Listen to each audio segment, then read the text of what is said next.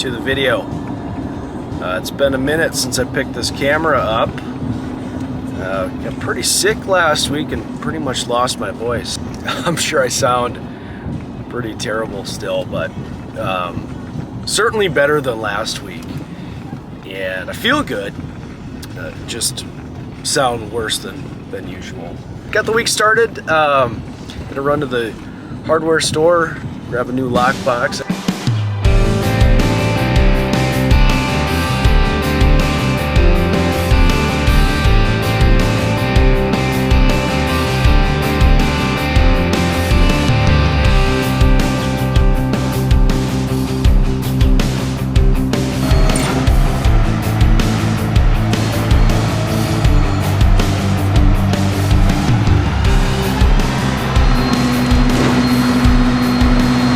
Listing, cute little townhouse down in Egan that will be coming up here. Will be coming soon, actually this week. It's the market next week. 2-bed, 2-bath, and that will be listed at $239,900. Awesome little spot, about as convenient as you could possibly ask for. We're always excited for a new listing. This will be a fun one. Should be pretty busy the first weekend we're on the market. And I actually spent the beginning of the week, we're pretty much working from my home office. I didn't want to get anybody sick. Today I'm actually just pulling into Glenwood. Gonna stop in, meet with John for a little while. We've got some updates. He's got another listing he just signed last night, so I'm not entirely sure on the timeline for listing for that one, but yeah, Big Rivers will have a couple coming up here in the next week or two. And yeah, we'll talk about some other things with the office. With all the snow melting, we had some water come in. It's always something. It's always something. But that's the way it goes. When you own real estate, things happen. Walk into the office here. I'll get a couple things knocked out here. I actually think I beat John to the office, which is kind of nice. I'll get a little time to myself. And then I don't know for sure, I think we are going to look at a potential fixer-upper. We both have some clients looking for something to, a project to work on. So we're going to do a little walkthrough today. See what kind of condition it's in. I'll bring you guys along for that. Hopefully I can. And kind of talk through some of the things that we look at. It's kind of interesting to go through those fixer-upper properties. I'll get you caught up real soon.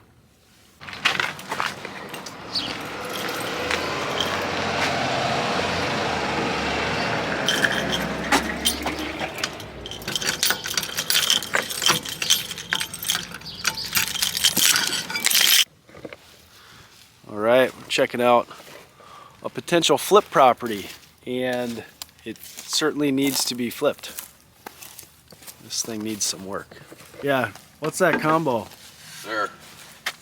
You nailed it. Swipe to the right. I need this. Yeah, there might be raccoons in here. Hang on to that thing. It's a push. Oh, let's check the other door. Yeah. So, if you've never been to a property that's down and out, it's tired, needs work, you really never know what to expect. Sometimes they're in really great shape, sometimes it's awful. It's kind of an enter at your own risk type of situation. This one's open, John. And it's not for the faint of heart. I've been in somewhere, there have been hoarder situations. You go in, there are feces on the ground. I mean, it's things that I really don't like to even share. Just because it's tough, right? Because someone was here, lived here, and they found themselves in a tough situation. So it can be a little heartbreaking.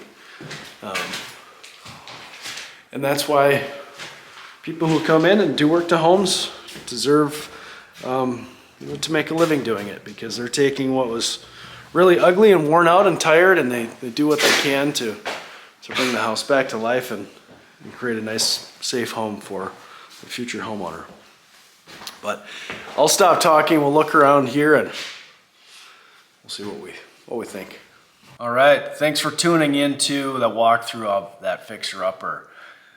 John and I talked about that over lunch and shared it with a few clients, and it just wasn't quite the right fit. There seemed to be a little more work than what really somebody could get out of it if they intended to flip it, which is the folks that we spoke with.